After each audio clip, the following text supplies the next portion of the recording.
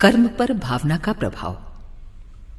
योग कर्म के बाह्य रूप को देखकर भी उसके भले बुरे होने का अनुमान लगाया जाता है, पर उसकी वास्तविक कसौटी कर्ता की भावना ही रहती है। हमें अपनी भावना का परिष्कार करना चाहिए।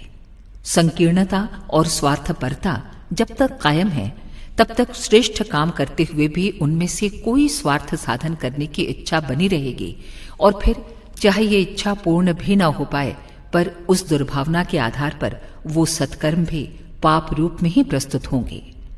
जब अवसर मिलेगा तब स्वार्थपरता प्रबल होकर दुष्कर्म करा भी लेगी।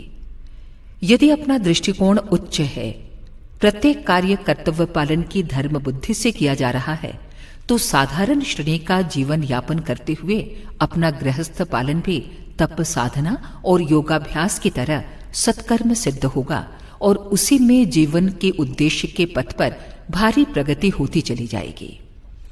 इस संसार में भावना ही प्रधान है। कर्म का भला बुरा रूप उसी के आधार पर बंधनकारक और मुक्तिदायक बनता है। सद्भावना से प्रेरित कर्म सदा शुभ और श्रेष्ठ ही होते हैं, पर कदाचित वे अनुपयुक्त बन पड़े तो भी लोक दृष्टि से हेय ठहरते हुए वे आत्मिक दृष्टि से उत्कृष्ट ही सिद्ध होंगे। आंतरिक उत्कृष्टता, सदाशयता, उच्च भावना और कर्तव्य बुद्धि रखकर हम साधारण जीवन व्यतीत करते हुए भी महान बनते हैं, और इसी से हमारी लक्ष्य पूर्ति सरल बनती है। अखंड ज्योति, नवंबर 1962, पृष्ठ 20।